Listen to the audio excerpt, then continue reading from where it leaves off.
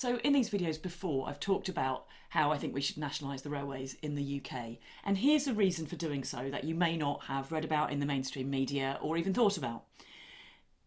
If you buy a ticket for a train and it is delayed or cancelled, as you may be aware, you're entitled to get a refund or some compensation. There's a system called delay repay. And a report out this week says that only 47% of money that is owed to people using the services actually gets claimed under delay repay. 53% of it, around £100 million a year, never gets claimed and is kept by the railway companies. And of course, there are lots of reasons why that might happen. Like, it might be quite a small amount, and the inconvenience of filling in an extended online form. People might not realise that the money is owed to them. They might not have checked the time or whatever. They also might be older people who struggle to use the internet, people with dementia, people with learning difficulties, people who don't have internet access, people who are carers, who have complicated lives because of medical problems, things like this, for whom the time and energy to fill in a form is just not something that they're going to find. There may be people who ended up not travelling, and so they didn't even know that their train didn't run, but still they should be entitled to the money back if that service didn't run. And it creates this absolutely screwed up system where these private for-profit rail companies are listing services on their website, knowing full well that they probably won't run. But why would they care? Because they're still going to keep half of the money that gets spent on tickets for those services, even if they don't run.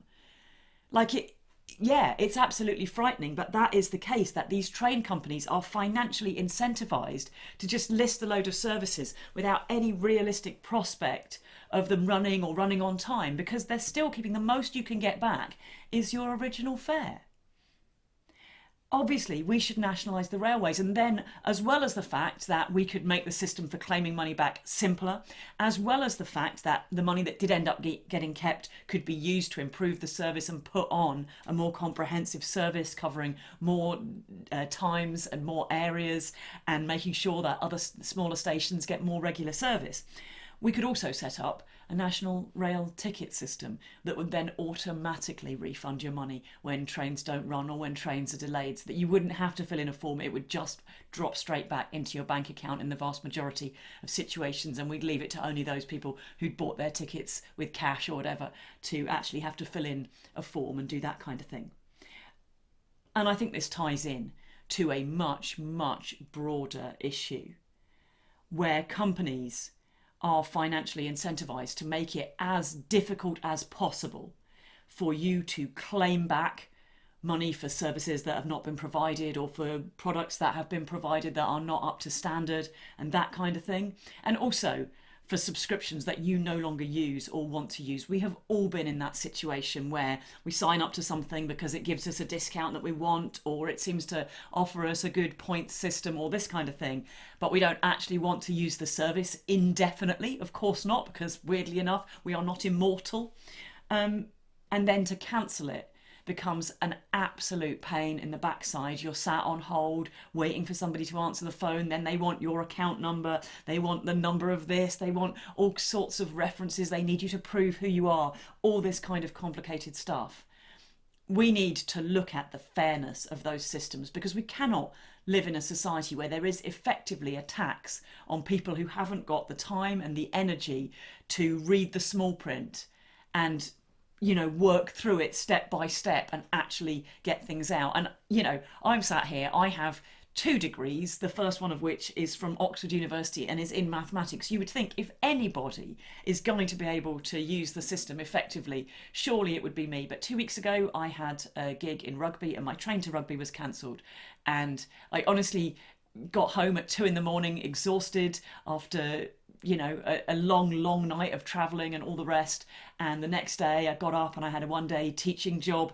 And now I think about it, I never filled that form in, and effectively the railway companies probably owe me money. And if I go online now, it'll probably say you have to claim it within 2 weeks, and I probably won't end up getting it back. So if it's even costing me money, then I think it's fair to say that the system is not really set up to make it feasible for you to easily and sensibly use it. It's set up to try to trick you into not doing that.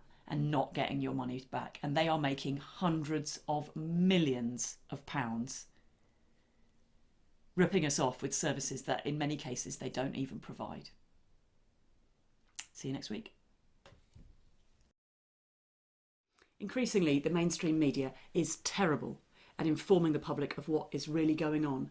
I'm only able to make these videos because people are generous enough to sponsor me making them, and if you're able to be a part of that, I would hugely appreciate it. It can cost as little as $1 a month, and you'll get loads of fun bonus content and lots of extras from me and my undying gratitude. I also massively appreciate it if you're able to like, share these videos and let people out there know what's going on.